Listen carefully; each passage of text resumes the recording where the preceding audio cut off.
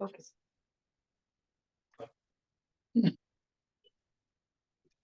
हमारी आवाज आ रही है ना आपको? यस सर आ रही। ठीक। तो mister Jaishankar, yes sir, first of all sir तो नमस्कार। नमस्कार नमस्कार। तो स्टार्ट करते हैं। आपने yes sir. Doctor Subrahmanyam Jaishankar के बारे में सुना होगा, ठीक? Yes sir. तो अभी वो करेंटली किस पोजीशन को होल्ड करते हैं, और किस हाउस के वो मेंबर हैं, इसके बारे में बताइए। सर अभी वर्तमान में वो भारत सरकार के अंतर्गत वो विदेश मंत्री हैं। और भी किस पोजीशन में होल्ड करते हैं सर, इसकी जानकारी तो मुझे अभी वर्तमान में नहीं है। ओके। तो तो कौन से मतलब हाउस के मेंबर हैं वो अभी? सर वही, मतलब कौन किस हाउस के मेंबर है सर, वो अभी बीजेपी से बिलोंग करते हैं और वो राज्यसभा के मेंबर हैं। अच्छा, राज्यसभा के मेंबर है। तो राज्यसभा यस। के मेंबर्स भी मिनिस्टर बन सकते हैं, ministers yes position sir. Hold कर सकते हैं। यस अच्छा, सर। कुछ कंडीशंस वगैरह होती है उससे रिलेटेड कुछ?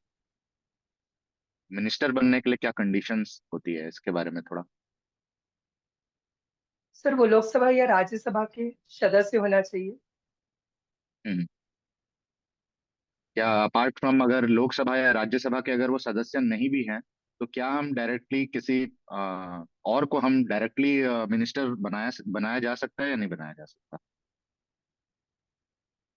सॉरी सर, इसके बारे में अभी रिकॉल नहीं कर पा तो ठीक है, डॉक्टर सुब्रमण्यम जयशंकर जी के कुछ कॉन्ट्रीब्यूशंस जो इंडिया के लिए उन्होंने दिए हैं, इसके बारे में कुछ पॉइंट्स आप हाईलाइट कीजिए। Yes sir. Sir doctor Jaishankar sir sir पहले आईएफएस ऑफिसर थे, तो उनका जो कंट्रीब्यूशन था सर, जैसे कि उनके लिए देखा जाता था कि इन जो यूएसए और इंडिया के बीच जो एक असैन्य आपका परमाणु समझौता था, उनको लेके आज भी उनकी प्रशंसा की जाती है। दूसरा सर चाइना और इंडिया के मध्य जो सीमा विवाद को लेकर था सर, उसको उसको लेकर उन्होंने बहुत अच्छा कार्य किया था। तीसरा सर, इंडिया और जापान के बीच जो रिलेशनशिप था, उनका ट्रेड रिलेशनशिप वो मजबूत हुआ सर। अच्छा, तो उन्होंने एक रिसेंटली एक स्टेटमेंट दिया था। उन्होंने बोला था कि जो सबसे बड़े डिप्लोमेट इस दुनिया में कोई हुए, तो उन्होंने हनुमान जी का नाम लिया था इस पे। सुना होगा आपने यस स्टेटमेंट सर। को। तो इसमें आप और हनुमान जी जो है शंकर भगवान के, उन्हें अवतार भी माना जाता है। तो आप किस तरीके से यस उनकी सर। क्वालिटीज को, हनुमान जी की क्वालिटीज को आप अपने अंदर देखते हैं, या आप लेना फॉलो करने की आप सोचते हैं? यस सर, हनुमान जी जो है आपके पावर्स और डिवाइन पावर्स के देवता माने जाते हैं। तो उनके हम्म। अंदर जो पावर है किसी भी फेलियर्स को फेस करने का, और जो धैर्य है किसी भी रिजेक्शंस और फेलियर्स को फेस करने के लिए, जो धैर्य और जो स्ट्रेंथ है, उनको अपने अंदर मैं समाहित करने के लिए चाहूंगा। और हम्म। उनका जो मित्रता है और अपने राजा भगवान राम जी के प्रति जो समर्पण है, मतलब इस मीन्स कि हम अपने देश और राज्य के प्रति जो समर्पण अपने कार्य को लेके, तो वो चीजें मैं अपने अंदर एक समाहित करना चाहूंगा। अच्छा, अभी रिसेंटली इंडिया और कनाडा के रिलेशंस जो हैं, ये कुछ प्रॉब्लम्स यस सर। फेस कर रहे हैं अभी रिसेंटली, या उनके रिलेशंस उतने अच्छे नहीं रह गए हैं? क्या रीजंस है, अभी रिसेंटली ऐसा कुछ हुआ है? Yes sir. सर वहाँ के जो कनाडा के जो prime minister sir Justin Trudeau, उन्होंने अपने संसद भवन में उन्होंने एक स्टेटमेंट दिया था सर कि जो इंडियन एम्बेसी के जो अधिकारियां हैं, उन्होंने यहाँ एक खालिस्तानी जो एक शासक थे, एक खालिस्तानी एक लीडर थे, कुछ निज्जर करके सर था, अभी मैं उनका नाम तो याद नहीं कर पा रहा हूँ। हरपाल सिंह निज्जर ऐसा कुछ था सर, तो उनके हत्या के लिए रेस्पॉन्सिबल माना था, जो कि काफी जो इंडिया अपनी तरफ से स्टेटमेंट दिया था सर कि हमारा इस पे तरफ से कोई हाथ नहीं है, जिसको लेके विवाद हुआ था सर।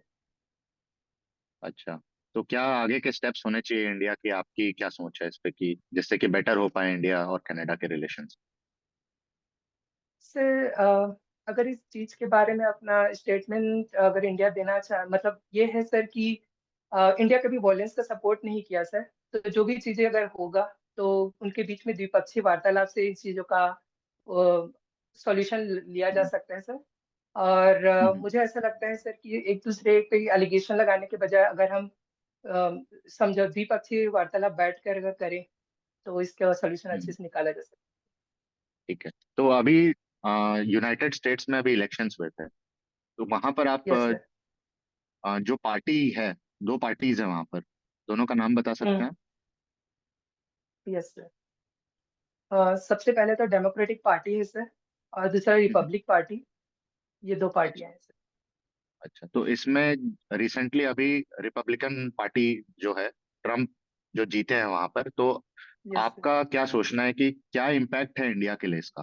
किस तरीके से पहले जो थे, पहले डेमोक्रेटिक पार्टी थी, अभी जो है रिपब्लिकन पार्टी विन हुई है, किस तरीके से आप इसे देखते यस हैं? सर।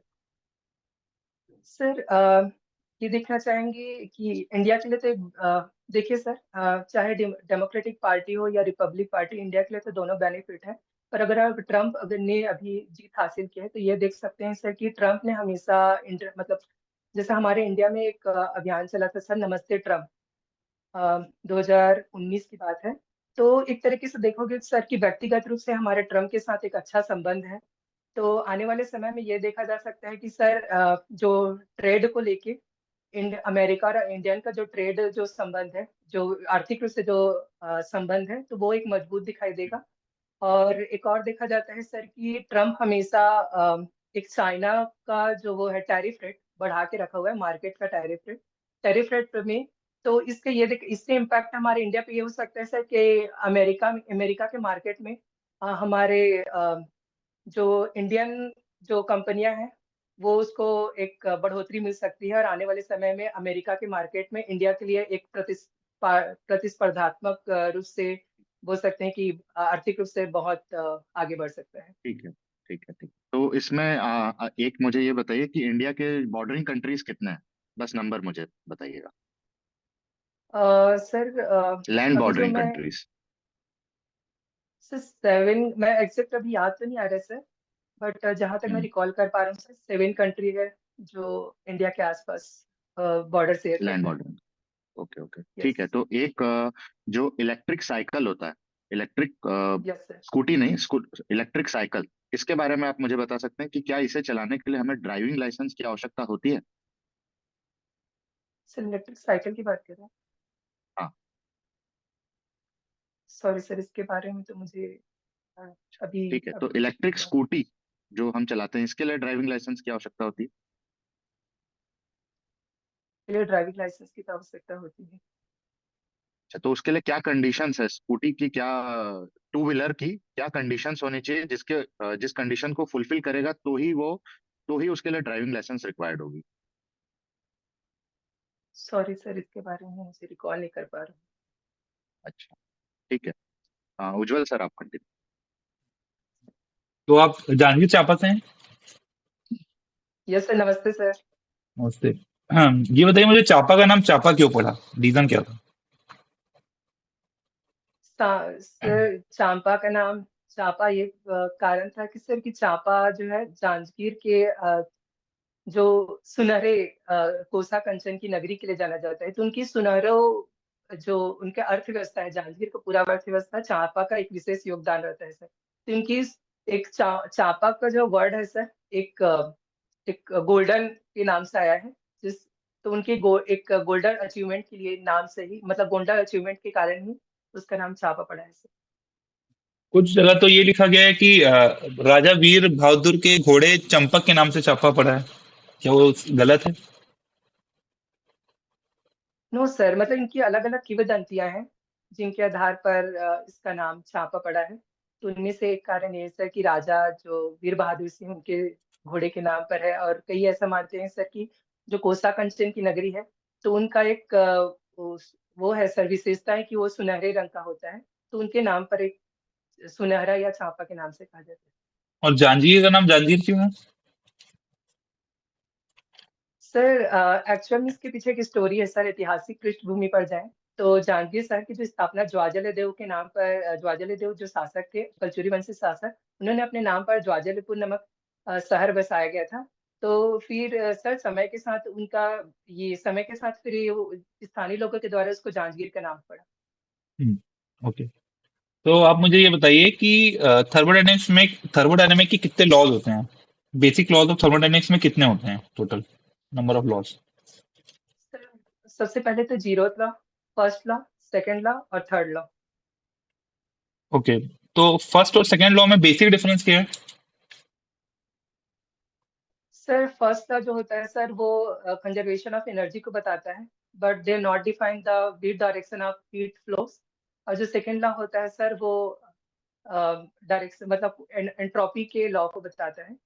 और ये डिफाइन भी करता है सर कि हीट किस डायरेक्शन में फ्लो हो रहा है और कितने amount of heat is converted into work. तो फर्स्ट लॉ के हिसाब से अगर मैं फर्स्ट लॉ की बात करूं तो 100 kilo joule of heat 100 kilo joule of work में कन्वर्ट हो सकती है क्या? Yes sir, it energy principle पे रहता है, तो equivalent of heat equivalent of work equal होता है सर। तो according to the first law the heat is converted into work equally. और तो सेकंड 100 लॉ के किलो हिसाब ऑफ से? Heat is equal to, sir second law पे हम एक वो एंट्रोपी आ जाता है सर, तो जिसकी वजह से टोटल हीट टोटली वर्क में कन्वर्ट नहीं हो पाता है। और अगर total amount of heat is converted into work तो कौन सा लॉ वायलेट हो जाएगा? सर केल्विन प्लैंक स्टेट में। केल्विन प्लैंक वायलेट हो जाएगा। अच्छा, केल्विन प्लैंक अगर वायलेट होता है तो क्लॉसियस वायलेट होगा कि नहीं होगा ऑटोमेटिकली? सॉरी सर, इसके बारे में रिकॉल नहीं कर पा रही। Okay, it's okay. Okay, absolute zero temperature मतलब क्या होता है? Sir absolute zero temperature at 0 degree Kelvin at hmm. Temperature at which sir randomness, किसी प्रोसेस का रैंडमनेस या मॉलिक्यूलर मोशन जीरो होता है। अच्छा, 0 डिग्री केल्विन आपने बोला एब्सोल्यूट होता है, तो केल्विन के अलावा और कोई स्केल है क्या जो एब्सोल्यूट पे काम करती है? सॉरी सर, अभी रिकॉल नहीं कर पा रहा हूँ। ओके, तो 0 degree kelvin can not be attend, ये कौन सा प्रिंसिपल है?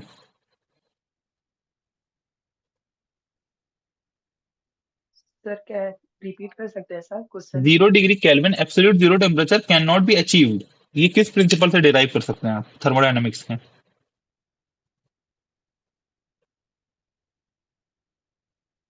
हम्म, सर अभी रिकॉल नहीं कर पा रहा हूँ। ओके, अच्छा, hotness and coldness of body किस पे डिपेंड करती है, कौन से फिजिकल पैरामीटर पे डिपेंड करती है hotness and coldness of a body?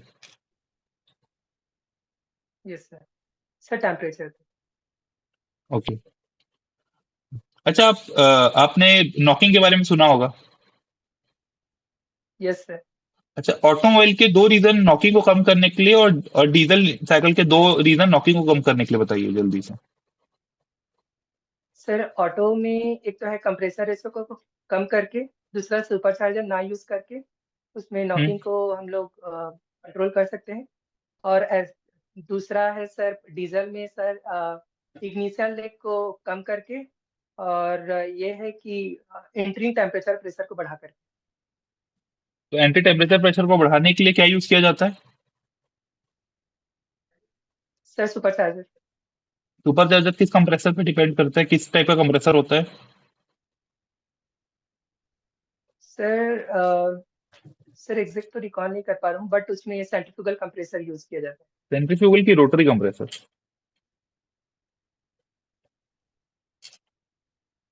Sir okay. Centrifugal compressor he type of rotary compressor. Okay. Okay, आपने हॉबी में लिखा है Madhubani art. Yes sir, Madhubani painting. Okay, तो मधुबनी जो है वो कौन से स्टेट में है? सर मधुबनी बिहार के मिथिला, बिहार के रीजन में आता है, हम्म। बिहार के राज्य के अंतर्गत आता है। ओके, तो ये बिहार का राज्य में है, तो इसको स्टेट ने रिकॉग्नाइज पहली बार कौन से ईयर में किया था इस आर्ट को? सर ये तो मतलब सर आप जीआई टैग की बात कर रहे हैं क्या? मैं नहीं नहीं, इसको जीआई क्वेश्चन टैग को समझ नहीं। नहीं पा रहा हूँ थोड़ा सा। जो ये आर्ट है स्टेट ने पहली बार रिकॉग्नाइज करके इसके लिए अवार्ड दिया था, first time state of government of Bihar ने, तो वो कब दिया था? सर एग्जैक्ट तो याद नहीं है sir, hmm. But during after स्वतंत्रता के पश्चात ही इसको दिया गया था सर, जब हम्म। महिलाओं की स्थिति खराब थी वहां, तो इसके ओके। बाद ही उनको दिया गया। मधुबनी पेंटिंग में किसी को अभी रिसेंटली 2020 में पद्मश्री अवार्ड मिला था, उनका नाम बता सकते हैं आप क्या है?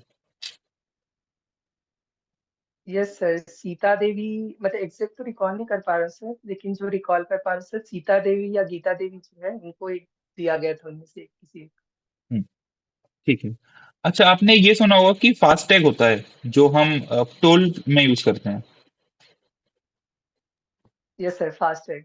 तो वो कौन सी वेव पे काम करता है? कौन सी? Sir wave, question. कौन सी फ्रीक्वेंसी वेव पे काम करता है? कोई वेव पे काम करता है ना वो।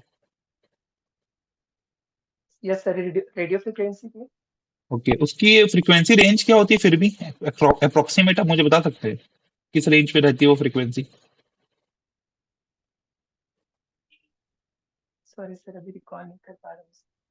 ओके, अभी रिसेंटली गवर्नमेंट ने टोल प्लाजा को रिमूव कर कर कुछ ग्लोबल सिस्टम यूज करने की सोची है, उसका नाम बता सकते हैं आप? Sorry sir. अभी कुछ ग्लोबल सिस्टम यूज किया है गवर्नमेंट ने कि जिससे आपका टोल हट के जो डिस्टेंस आप ट्रेवल करेंगे उतना आपका बिल आएगा, तो उस बारे में आप कुछ नहीं जानते? हाँ सर, एक ये मतलब उसके बारे में तो रिकॉल नहीं कर पा रहा हूँ सर, लेकिन हाँ ये चीज सुना हो सर कि उसको रिमूवल करने के लिए ओके, किलोमीटर आपका पर डिस्टेंस को मेंटेन। ईयर ऑफ पासिंग 2017 था, राइट? Yes sir. तो इन लगभग आपको तैयारी करते हुए आई थिंक 7 इयर्स हो गए हैं, 7 to 8 इयर्स। आपको कोई एक्सपीरियंस यस नहीं है। तो इस बीच पढ़ाई के अलावा आप क्या करते थे? कुछ क्रिएटिव या कुछ कंस्ट्रक्टिव अपने लाइफ में? सर, एक साल मैंने जॉब किया सर, एज अप्रेंटिस में जॉब करता था sir, electric power generation company में। और इसके साथ साथ सर मैं स्कूल के बच्चों को पढ़ाता था। और ओके, आपने अप्रेंटिसशिप की है तो अपना। उसने आपने मेंशन क्यों नहीं किया है यहाँ पे वो चीज एक्सपीरियंस में? सर एक्चुअली मुझे कंफ्यूज हो रहा था, क्योंकि उसमें जो परफॉर्मा है सर, उसमें वेतन के बारे में लिखा हुआ है और हमें वेतन नहीं दिया जाता है, एज अ स्टाइपेंड दिया जाता है, इस वजह से मुझे मेंशन करना। तो दोनों जो चीज सेम है, इसमें डिफरेंस क्या है? Yes sir, but base salary और स्टाइपेंड में डिफरेंस है करके अच्छा, मैंने वहां आप उस क्या चीज को करते थे? मेंशन नहीं करना वहां था। पे आपने क्या किया है? किस फील्ड में थे आप? सर सर मैंने बॉयलर मेंटेनेंस डिपार्टमेंट में काम अच्छा, बॉयलर में। किया। Yes sir. Okay, high pressure boiler बताइए कोई। Sir Babcocks and Wilcox boiler. ये मीडियम प्रेशर है कि हाई बेंसन प्रेशर है? Boiler. Sir sorry, Benson boiler is high pressure अच्छा, बेंसन बॉयलर बॉयलर, में। Babcocks and Wilcox okay, drum होता है या मीडियम ड्रमलेस होता प्रेशर। है? Benson. Sir Benson boiler is ड्रमलेस boiler. Okay, Benson boiler critical है या सुपर क्रिटिकल है? Sir is super critical boiler. अच्छा, प्रेशर रेंज क्या है इसका वर्किंग? सर 221 के अबव, 221 बार, अप्रोक्सीमेटली 240 टू 250 बार। अच्छा, ये वाटर ट्यूब है या फायर ट्यूब है? Sir Benson boiler is water tube boiler. Water tube. Fire tube boiler कौन से होते हैं? कोई दो के नाम बताइए। फायर ट्यूब बॉयलर का, sir Lancashire boiler, कॉकरन boiler. Lancashire boiler, Falkland boiler, okay. ये आप बॉयलर मेंटेनेंस जब करते हैं तो आप आपके प्लांट में कौन सा बॉयलर आप मेंटेनेंस में था वहां पे? किस टाइप का बॉयलर था वो? सर वो वाटर ट्यूब बॉयलर था। नाम? अ, सर सिंपल, मतलब वाटर ट्यूब बॉयलर, मतलब नाम स्पेशली तो इसके बारे में जानकारी नहीं तो जो बॉयलर आप मेंटेन करते थे उसका आपको नाम नहीं पता? है। यस सॉरी सर, अरे इसके बारे फिर में वो नहीं वाटर पता ट्यूब है, बॉयलर अभी था। रिकॉल नहीं कर। उसका प्रेशर रेंज क्या था? अब मेंटेनेंस में होंगे तो प्रेशर तो देखते होंगे वॉल्व में, जो वॉल्व यस के थ्रू सर, मीटर बनता तो। 160 बार। 160 सर बार? 160 बार है। 160 बार पे वो काम यस सर। करता था? ओके, ठीक है। तो आपका इंटरव्यू खत्म होता है। यस। तो प्रवीण सर स्टार्ट कीजिए फीडबैक से। तो जयशंकर जी, आपका ये मेरे पास तो शायद पुराना वाला है, जो आपने शायद अभी नया यस सर। अपडेट करके भेजा है, तो वो नहीं है हाँ। मेरे पास। Yes sir. यस। यस। तो तो इसमें जो पुराना वाला मैं देख रहा हूँ, तो हैंड राइटिंग तो आपकी अच्छी है, मतलब आपने काफी क्लीन टाइप से लिखा है थोड़ा। थोड़ा सा छोटा जरूर हम्म। कर लीजिएगा, एक आध जगह जहाँ पर शायद आपके नाम वगैरह में बिंदु वगैरह थोड़ा बहुत है, यहाँ पर हल्का फुल्का छोटा कर लीजिएगा ऐसे अगर। और ओके सर। इसके अलावा आपने यहाँ पर ये सब्जेक्ट्स में आपने सारा लिख दिया है, ये थोड़ा सा छोटा करके लिख दोगे, सारे मेंशन कर दोगे तो ठीक है मतलब। Okay sir. थोड़ा सा भरा हुआ लग रहा है यहाँ पर। और मतलब मैं फॉर्म का जो बता रहा हूँ जो मेरे एंगल से, अब बाकी आपने ग्रेजुएट अप्रेंटिसशिप आपने तो लिखा हुआ है पुराने वाले में, नए वाले में आपने हटाया है क्या? नहीं, उसमें ईयर देखो, यस सर, टाइम देखो, एक्चुअली ना। टाइम। हाँ हाँ, वही वही वही वही मैं देख रहा था, तो ठीक है आप लिख सकते हो, इसको बता सकते हो, नहीं, बाकी यहाँ ईयर में 2021 आपने और 2021 ही 2021 ही लिखा है। लिखा। हाँ आपने मतलब थोड़ा अच्छा। डेट में गलत गलत कर दिया था। अच्छा। 14/9/2021 ओके से सर। 13/9/2021, शायद 22 होगा मेरे ख्याल से वो। हाँ सर, 22। ये 8 पॉइंट में आप NA डाल दीजिएगा, नॉट एप्लीकेबल रहेगा। मतलब खाली मत छोड़ना ओके इसे, सर। या वो बता देंगे आपको वहां पर ही। और हम्म। हॉबीज में आपने मेरे केस में तो मेरे वाले पास में उसमें आपने नहीं डाला हुआ था, नहीं डन। तो यस। आपने जो हॉबी वगैरह भी डाला है तो ठीक है। तो मतलब ओवरऑल डेफ का जो मेरा कमेंट है वो ये है कि थोड़ा सा हैंड राइटिंग आपकी अच्छी है, हल्का फुल्का कुछ जगह में आप छोटा कर सकते हैं मतलब, अगर पॉसिबल हो तो वो। अदरवाइज क्लीन है यस आपने सर। जो भी डाला है मतलब। यहाँ पे यस शायद सर। डिवीजन भी डाल सकते हो मेरे ख्याल से, ये जो परसेंटेज आपने डाला हुआ है डिवीजन भी, फर्स्ट डिवीजन छोटा सा ही लिख सकते हैं मतलब आप। Okay sir. और सर एक्चुअली उस टाइम मुझे पता नहीं था कि मुझे परफॉर्मर के बारे में ज्यादा जानकारी नहीं था, तो इस वजह से मैं अच्छे से उसको फील हम्म, नहीं कर पाया। ठीक है मतलब इससे क्या है, हैंडराइटिंग का भी थोड़ा इम्पैक्ट पड़ता है मतलब, तो मेरे हिसाब से ओके मतलब ये ठीक है मतलब। और जो भी आप फाइनल करेंगे उस पर थोड़ा बहुत आपको जो इम्प्रूवमेंट और लग सकता है वो आप कर लीजिएगा मतलब। और सर। जो हमारे इंटरव्यू के बारे में अगर मैं बोलूँ तो आपका आंसर जो था वो मुझे टू द पॉइंट लगा। आपने जो आता था वही बताया, और इधर उधर का आपने नहीं बताया, घुमाने की कोशिश नहीं करी मतलब। और लैंग्वेज हम्म। भी आपकी गुड थी, और टोन भी आपका अच्छा था। नॉलेज भी मेरे हिसाब से, जो हम्म। जीके पोर्शन का अगर मैं बोलूँ, मैंने जीके पोर्शन मैंने आपसे पूछा था, तो उसमें मुझे लगता है कि वो आपकी गुड नॉलेज थी उसमें मतलब, जो भी सडन क्वेश्चंस थे आपके यस पास। और सर। डीलिंग भी अच्छा था, आई कांटेक्ट फिलहाल तो हम नहीं कर सकते, लेकिन जो कैमरा के थ्रू मुझे लगता है शायद एक डिसेंट आई कांटेक्ट आपका मेंटेन है, आपका कॉन्फिडेंस ठीक है मतलब। और यस सर। नहीं बोलने का भी जो आपका तरीका है मेरे हिसाब से, जो आपने मना किया वो सही टाइमिंग पे आपने मना किया, आपने जबरदस्ती ड्रैग नहीं किया, आपने टाइम पे मना कर दिया, तो वो अच्छी चीज है मतलब। तो इसे मेंटेन रखें यस मतलब, सर। असली इंटरव्यू में भी ये यस मेंटेन सर। रखना। क्योंकि हम भूल यस जाते सर। हैं कि आपने कितने क्वेश्चंस को नहीं किया, जब जल्दी से आप मना कर देते हैं तो कोई बुरा नहीं है उसमें। Yes sir. और इसके अलावा आपने हॉबी जो है वो थोड़ा मतलब कंपेयर टू अदर कैंडिडेट्स मुझे लगता है थोड़ा सा डिफरेंट है आपका, तो शायद क्वेश्चंस पूछ यस सकते हैं, सर। या फिर एक प्लस मिल सकता है कि ठीक है कुछ डिफरेंट हॉबी लिखा है मतलब, थोड़ा बहुत मतलब। Yes sir. और हम्म। आपने पूछा कि क्वेश्चंस जो आप नहीं समझ पा रहे थे, आपने उसे सही तरीके से मेरे हिसाब से पूछा कि मतलब रिपीट कर हम्म। सकते हैं अगर, वो थोड़ा सही था मतलब आपका। ऐसा दिख रहा है कि आपने हम्म। प्रिपरेशन किया है इंटरव्यू के लिए, और आपकी पर्सनालिटी ओवरऑल अच्छी है मतलब, ऐसा मैं अपना यस। यही, बाकी थोड़ा गैप ईयर वगैरह हो गया, बट आई थिंक मैकेनिकल में पोस्ट वगैरह नहीं आती है तो ठीक है। बाकी गैप ईयर को जस्टिफाई यस। करने के लिए आप थोड़ा सा कुछ और प्रिपेयर करके प्रोग्रेसिव अपने आप को दिखा सकते हैं। आपने टीचिंग बोला, और आपने ये बताया था कि अप्रेंटिसशिप आपने किया है, तो थोड़ा सा और आप कुछ बता सकते हैं जो आप प्रिपेयर कर लो, प्रिपेयर कर लोगे तो आई एम श्योर मेरे ख्याल से आप अच्छे से प्रेजेंट कर लोगे उसको। Sure sir. तो श्योर सर।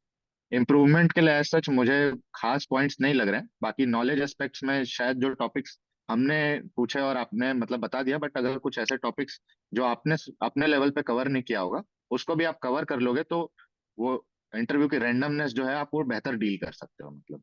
जो आपने कुछ यस कुछ सर। क्वेश्चंस हमको नहीं बता पाए, वैसे वहां पर अगर आप प्लस कर लोगे तो मेरे हिसाब से आपको काफी अच्छे नंबर मिल सकते हैं ये। Yes sir. सर आप कितने मार्क्स देना चाहोगे आपकी सर?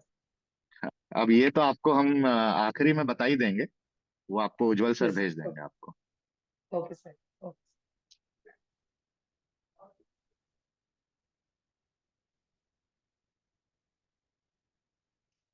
तो मैं बताऊं। तो उज्जवल सर आप दे दीजिए अपना। देखो, थर्मोडायनेमिक्स तो आपने अच्छा पढ़ा है, तो वो तो आपने सब सही बताया है। यस। थर्मोडायनेमिक्स तो कोई दिक्कत नहीं थी उसमें। और नॉकिंग वगैरह भी हम्म। आपने पॉइंट वाली बिल्कुल अप टू दिमाग बात की है।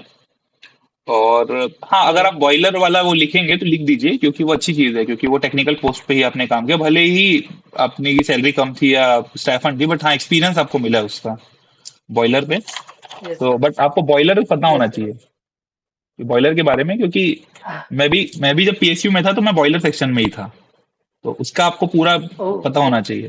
तो वहां पे कौन सा बॉयलर यूज हो रहा है उसके, क्योंकि उसकी तो बुक मेंटेन होती है, मेंटेनेंस बुक होती है उसकी तो अलग से। Yes sir. डेली मेंटेनेंस जो होती है, 3 टाइम मेंटेनेंस होती है, कोल्ड फीड होता है, वो तो सब बुक्स मेंटेन होती है उसकी तो, सर्विस बुक बॉयलर्स की, नंबर ऑफ ट्यूब्स एक्चुअली ना क्लीन की। बहुत दिन हो गए जॉब के छोड़ के, तो तो वो इसलिए पता होना रिकॉल चाहिए नहीं कि कर पा रहा बॉयलर, था। क्योंकि बॉयलर कैसा है ना, जो मैकेनिकल का कोर का सब्जेक्ट है उसमें सारी चीज इंक्लूड जाती है बॉयलर पे। तो मुझे नहीं लगता कि 160 बार का बॉयलर होगा आपके यहाँ इतना, सर उस कंपनी एक्चुअली में। 160, इसलिए मैं बोल रहा हूँ सर, क्योंकि जब लाइट अप प्रोसेस होता था ना, हम्म तो हाइड्रोलिक टेस्ट होता है सर, तो उन लोग 180 बार तक उन लोग लेके जाते हम्म थे। तो मैंने एक बार सर से पूछा था सर, तो उन्होंने बोला था कि 160 बार अराउंड होता है। तो वर्किंग मुझे 160 बार पे। तो मुझे पता है।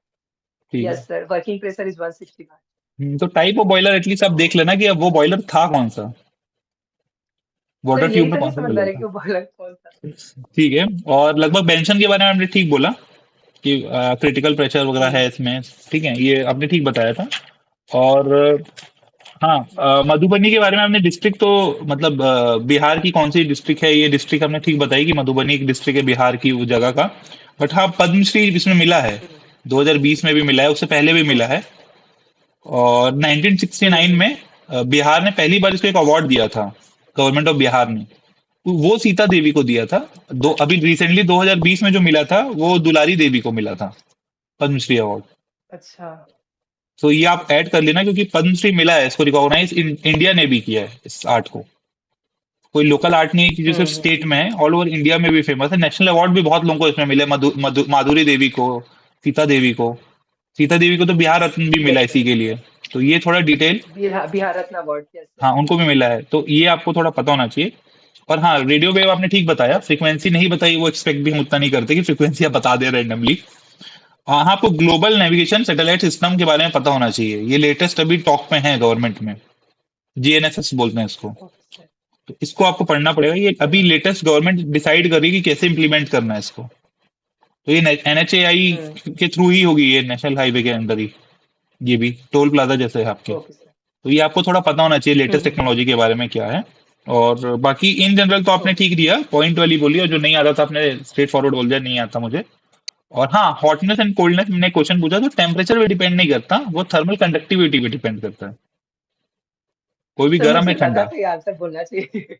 टेम्परेचर पे डिपेंड बट नहीं करता था। मतलब यस सर, ये क्वेश्चन वो मेरे पास पहले भी एक बार आया था तो थर्मल इन कंडक्टिविटी कॉलेज देता है। टाइम। ओके। Yes sir. बाकी इन जनरल आपने ठीक दिया, ज्यादा आपने इधर उधर घुमाया नहीं, तो हम्म। मेरे एंड से भी आपका अच्छा था इंटरव्यू। और मोस्ट प्रोबेबली आपको अच्छे ही नंबर मिलेंगे अगर आपका यही रहा उस दिन भी तरीका, तो वो सर आपको मार्क्स अच्छा नंबर मिल कितना मिल जाएगा। सकते हैं? वो अभी हम डिस्कस करके आपको कितने व्हाट्सअप मार्क्स? कर देंगे पर्सनली। ओके आपका ठीक सर। है। कुछ क्वेश्चन है अगर ओके। मतलब इंटरव्यू हाँ से सर, मेरा रिलेटेड, वो कुछ पूछ क्वेश्चन सकते हैं। था। हाँ, यस सर। थोड़ा सा फास्ट सर करिएगा ना, जैसे थोड़ा सा कि हम। हाँ। Okay sir. ओके हाँ। सर, ये था कि वही 2017 से लेके बीच में जो गैप ज्यादा हो गया, तो वो चीजों को मैं ना हाँ। कई बार डिफाइन नहीं कर पाता। तो उसको लेके मेरा हाँ। डाउट था कि कैसे हैंडल करूँ उन चीजों को। अच्छा, तो इसमें मेरे हिसाब से आप थोड़ा सा प्रोग्रेसिव अपने आप को दिखा सकते हैं। मतलब जो भी आपने किया है, वैसे आप यंग ही हैं, इतना 7 इयर्स बहुत बड़ा गैप मेरे ख्याल से नहीं है। ठीक है, मतलब हम्म। 17 से बाकी आपने पीजी वगैरह तो नहीं किया है, तो हाँ थोड़ा बहुत है, तो कुछ आप प्रोग्रेसिव भी दिखा सकते हैं। मतलब नेगेटिव पॉइंट्स कुछ मत बोलना, मतलब बस यस सर। वो है। और सर एक और और ये क्वेश्चन है कि एक्चुअल में मैं नेट में जब खोजने जा रहा हूँ कि टीएसआई का काम क्या है, तो हमेशा मुझे कंफ्यूजन भी हो जाता है। तो एक्चुअल कार्य क्या है मुझे आज तक समझ में नहीं आता ढंग से। तो वो मुझे आप अच्छा, बता सकते ठीक है, तो थोड़ा ना हम लोग का शायद टाइम ओवर हो जाएगा, तो आप ना ये कुछ क्वेश्चंस ना टेलीग्राम में आप बता दीजिएगा, हम उस वक्त बता देंगे। बाकी स्मॉल में अगर हैं। मैं यस सर। बताऊं तो ओके। टेक्निकल का जो वर्क है वो आपका हम्म। मोटर व्हीकल, मतलब जो व्हीकल्स है उसकी रोड की फिटनेस, हम्म। मतलब वो रोड पे फिट है कि नहीं, इस चीज को चेक करने का काम है, जो particular technical yes person sir. का काम है। मतलब तो जो भी यस व्हीकल्स सर। आपके यहाँ पर आएंगी, उसको आपको कंप्लीटली हम्म। चेक करना पड़ेगा, उसके ब्रेकिंग सिस्टम और पूरा जो उसके चेसिस हैं, उसकी लाइटनिंग, स्टेयरिंग, ब्रेक्स, ये सब आपको चेक करके आपको उसको वो करना होगा कि ये मैकेनिकली फिट है कि नहीं। इसके बारे में है थोड़ा, यस तो सर। आप और इस ओके। डायरेक्शन में थोड़ा देखिए। हाँ। Okay sir, thank you so much sir. Welcome. ठीक। All the best. Thank you sir. All the best.